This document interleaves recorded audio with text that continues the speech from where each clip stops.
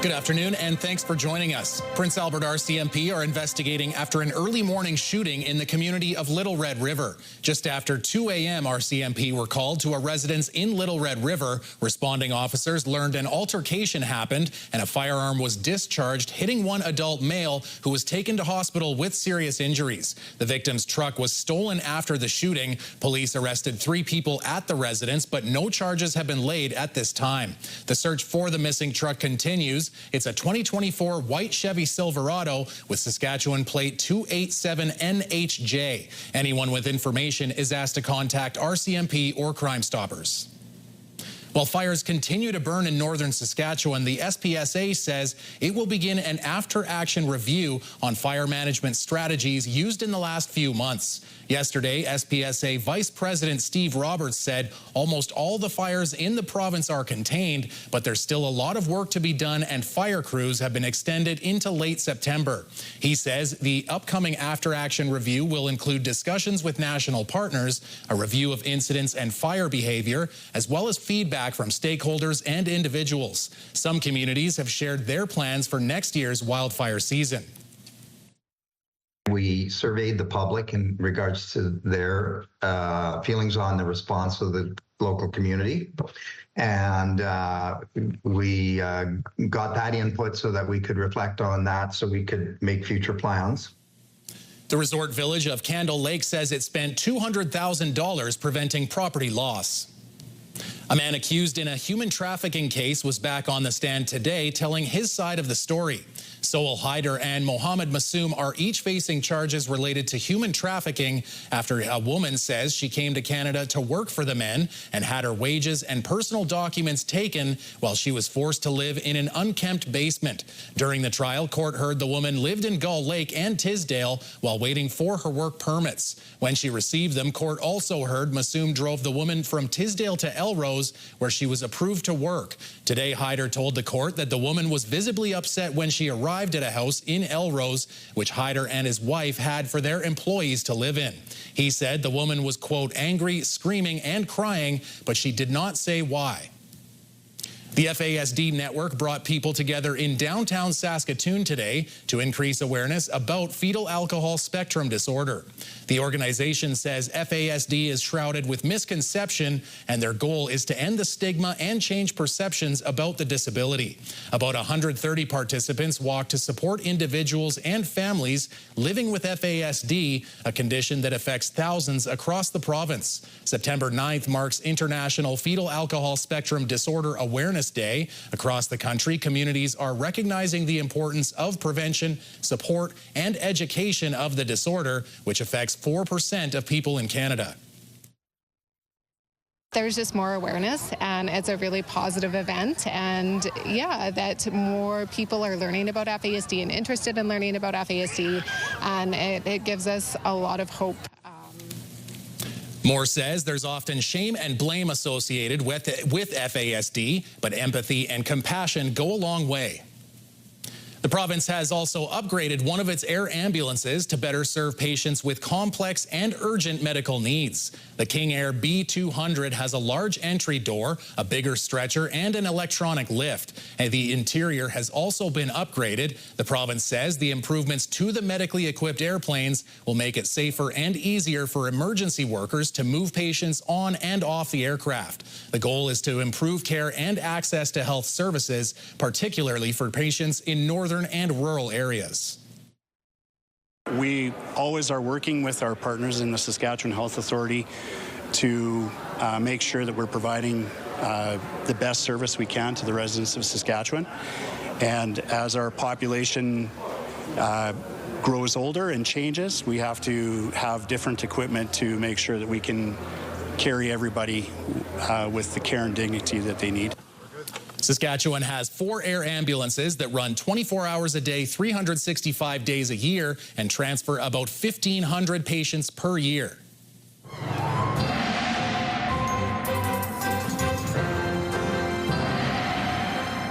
So, Matt, many hands make light work, and today you're going to give us a kind of an idea of what's happening up in the clouds and in the sky. So what's going on up there? Yeah, exactly. Well, you're exactly right. You know, doing all kinds of things, and today filling in on weather for Jeff and Laura, obviously, who are away today. So taking a look outside, it was a warm day out there for really much of Saskatchewan, much of the central area, especially Saskatoon, quite warm, Prince Albert, quite warm. We are expecting to see some cloud cover kind of move in through tonight, and then tomorrow, a very warm day as temperatures start to inch close to that 30-degree mark. We'll have more coming up later in our broadcast.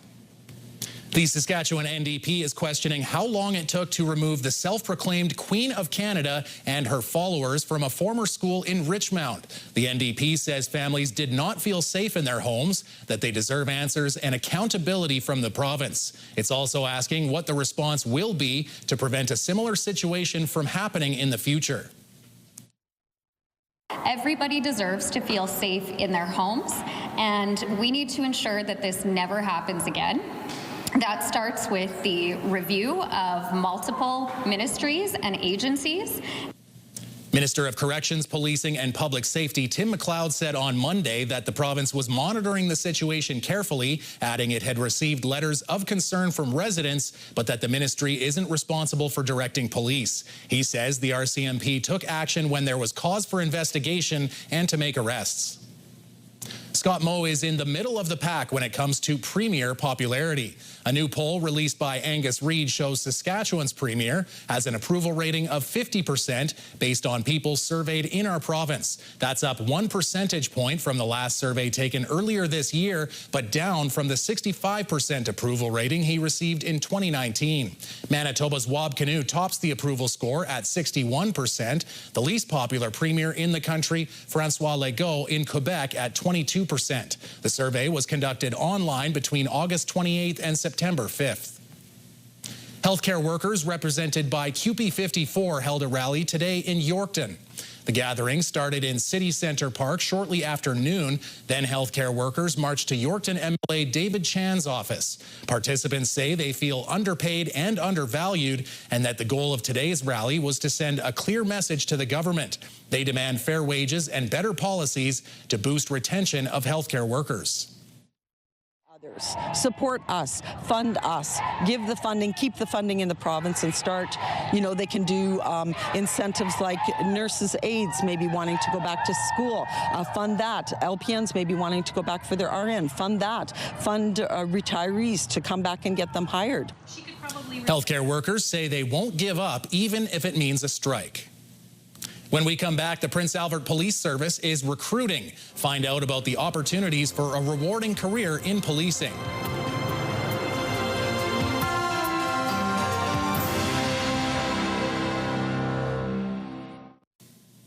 The Prince Albert Police Service is looking for new members, and a recruitment information session is being held at the detachment on 15th Street East on Wednesday night. Sergeant in charge of Community Policing Unit and Recruiting. I'm joined by Sergeant Derek Simonson of the Prince Albert Police Service, and thanks so much for joining us, Derek. And I'm guessing this is a busy time of year with school and fall activities returning? Good morning. Yes, thanks for having us on this morning. Yeah, it's super busy. We have, a busy city come September with all the kids back to school and the pedestrian traffic and, families just getting organized with that. And along with that, our recruiting push is pretty busy this time of the year. And we've started our 2025 fall process. We're right in it right now and hoping to prepare, 5 to 8 candidates for January. So this event is going to be taking place on Wednesday evening at your detachment. Which detachment is that? It's going to be at our substation that's located downtown near City Hall. It's on 10th Street, and the address is 40th 10th Street East. So members will meet our candidates that are going to show up on that night to participate in the info session. And then we will bump through the application process with them and provide an opportunity for them to write the SIGMA at the end. So, things like requirements, we'll flush out the requirements so they understand those. And it just highlights some of the different areas in policing that they can work and career opportunities. And if you wish, I can go through some of those. Well, that's a good, yeah, that would be a good one because, you know, in my mind, I think, okay, there's the guy that pulls over speeders or, you know, wags his finger at somebody jaywalking, but there's definitely a lot more, you know, tasks and jobs within the police service. So I'm sure there's some that people would never imagine are within the police service itself. Absolutely. We have, of course, our bread and butter of any policing organization is their frontline patrol members. But then from that, we have a lot of other support services units. We have a police and crisis team that help out with, you know, people with mental health. We have a combined traffic services team that works with the RCMP. We have a proactive policing unit, 9 unit. The unit that I oversee, community policing unit, we have, you know, forensic identification, which piques a lot of interest for people, child protection, major crimes, and the list goes on. So, you know, the opportunity, even in a small police service like ourselves, is we have big city opportunity as far as areas and different exposures that you have in the policing world. Well, and you just touched on it, and you know, with all of the turnover, I know it's kind of a time where a lot of the people that have been in their jobs for a lot of years are now sort of getting towards the age of retirement. So is it kind of a big push for detachments and for police services, you know, all around the province, all around the country? Is this kind of a common thread? It is. Hiring is definitely an important piece of our you know, our police service right now. We're going through in cycles. I believe that you know, 20 some years ago we had hired a whole bunch of people, and those people are, as you had mentioned, ready for retirement, and some of them early resignation. So we're trying to fill those spots, and we know that the policing world is very competitive in Canada and Saskatchewan. So we, you know, we're competing with the RCMP and other municipal agencies, now the marshals, to get those good candidates and to bring them here to Prince Albert, where they can, you know, assist in delivering, you know, an excellent service to our community. Excellent. Well, that's going to be some good information and a pretty fulfilling career for, like you said, about 5 to 8 people that head down there tomorrow. That's Derek Simonson, the sergeant in charge of the community policing unit. Thanks for joining us. Thanks, John. When we return, Matt has a look at weather for the rest of the week. And later, the Roughriders kicker is starting to have success splitting the uprights.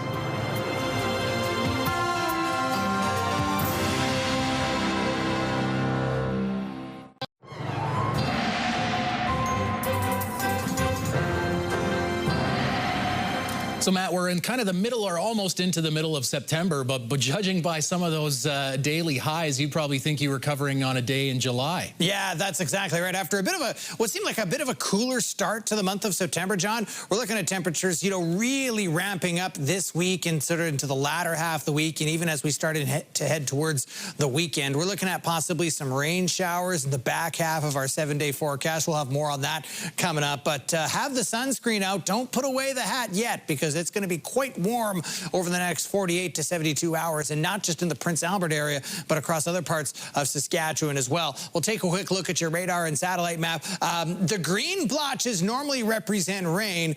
These are heat sensors right now that are going off on the radar system, so ignore that. Basically, in the Prince Albert area, we'll look at our futurecast, and you can see that there's going to be some scattered showers that are going to move through north of the Prince Albert area in the next 24 hours and certainly into tomorrow. But for the Prince Albert city itself, you're looking at temperatures being very nice tomorrow, some sunny skies. But again, you can see northern Saskatchewan expected to see some showers. And you can see here, these little lines that go across, the closer they are together, that means it's more windy. The further they are apart, which means it's less windy. So we're not looking at too big of a wind tomorrow, maybe 20, 25 kilometers an hour. All right, let's have a look at some numbers here. I'll step out of the way. Your forecast for tonight in the region, we'll start with Candle Lake. Temperatures getting down to 8 degrees. Nipawin 9 degrees. Melfort 11. Birch Hill's down to 11. Spiritwood down to 13. And then North Battleford down to 12. Boy, that's nice, because just a couple of days ago, some areas in Saskatchewan were getting down to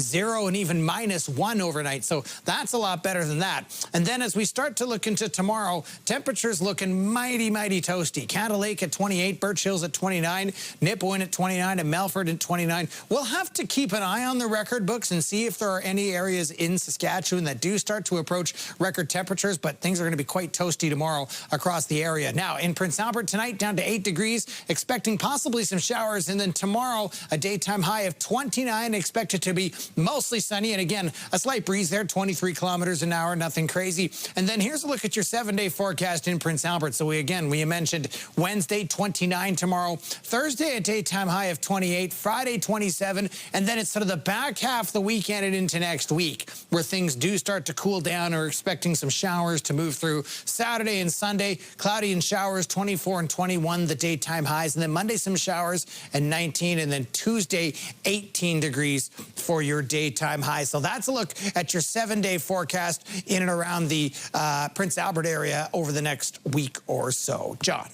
Kind of looks like the fair weather is sticking around for our helper weather people, and then once Jeff comes back, we'll hit him with some of those there rainy you days go. He can deal with the cooler temperatures later on. The umbrella weather, that's right. Well, speaking of struggles, Saskatchewan Roughrider kicker Brett Lawther has been dealing with some struggles this season, but the long-term tenured rider came through for the team in the Labor Day rematch. Before the game, Lawther had only made 23 of 35 field goal attempts on the year. That's just 66% conversion rate. But in a low-scoring defensive battle in Winnipeg over the weekend, Lawther went a perfect 5 for 5 in a 21-13 Riders win. You know, it was a decent game. We still want to clean that up, though. You know, win's a win, and that's what we were going to try to do. So for me, it's less about how I do individually, as long as the team collectively can find a way to win, and that's what we did over there. And maybe something to build off a little, but we're just trying to keep it rolling now into this week with Montreal and trying to go 1-0. He'll need that accuracy as the Riders host the Montreal Alouettes Saturday before the team's last bye week of the season. Do you have a community event you would like to promote? Or maybe you'd like to draw attention to your organization. Let your local CTV station help you spread the word. Contact us at 306-922-6020 or email panews@ctv.ca. You can appear on CTV Prince Albert's News at 5 and get your message to our viewers.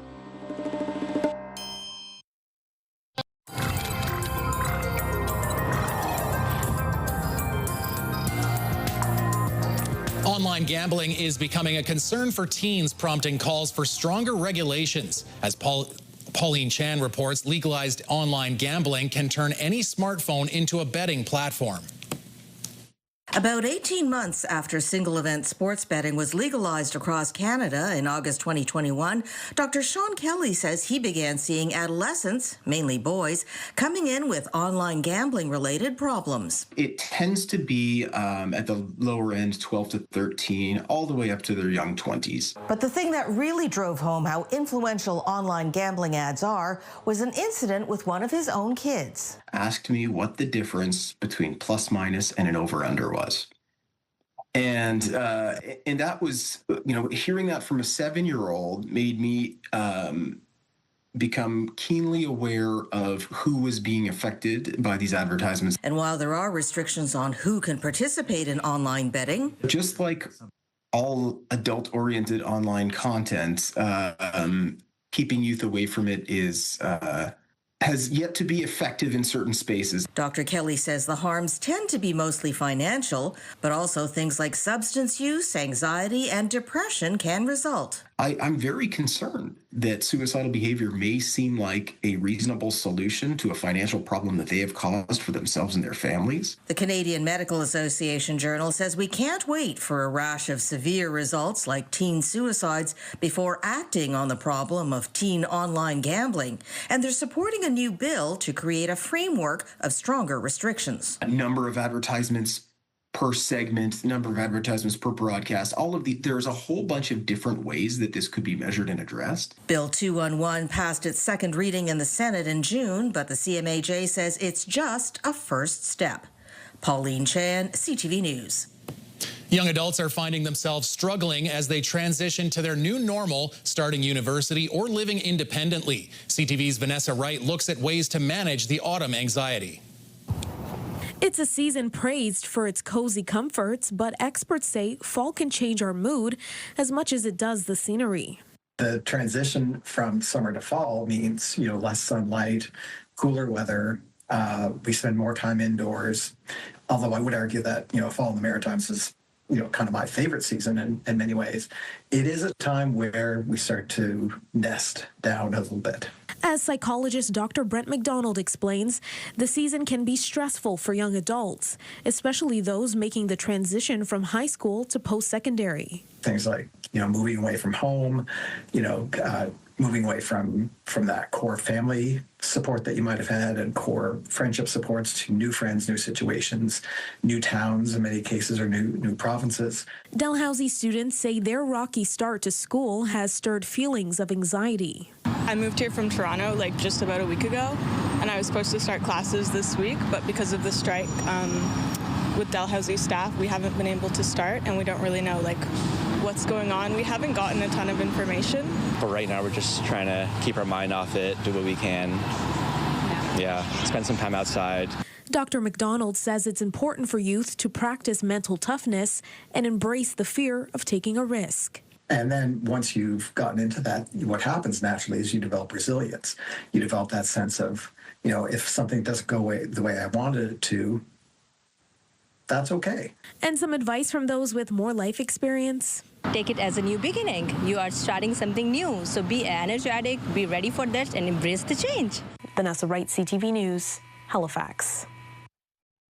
Brought to you by Saskatchewan Union of Nurses. Thank you to Saskatchewan's 11,000 registered nurses.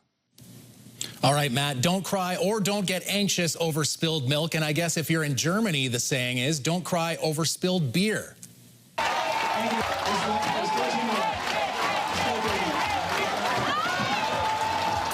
That was Oliver Strumpfel, who's a bartender, trying to break the beer mug carrying world record. He fell short while trying to carry 31 mugs. He lost that one there, which made him lose the record, and then he lost a few more after losing his concentration. The record is 29 for Oliver, and you can see him there just kind of getting all the appreciation and all the attention. If someone did that in a bar, I think in North America, it would be a little bit of a different story. Could be. There you go. CTV National News is next. Thanks for tuning in.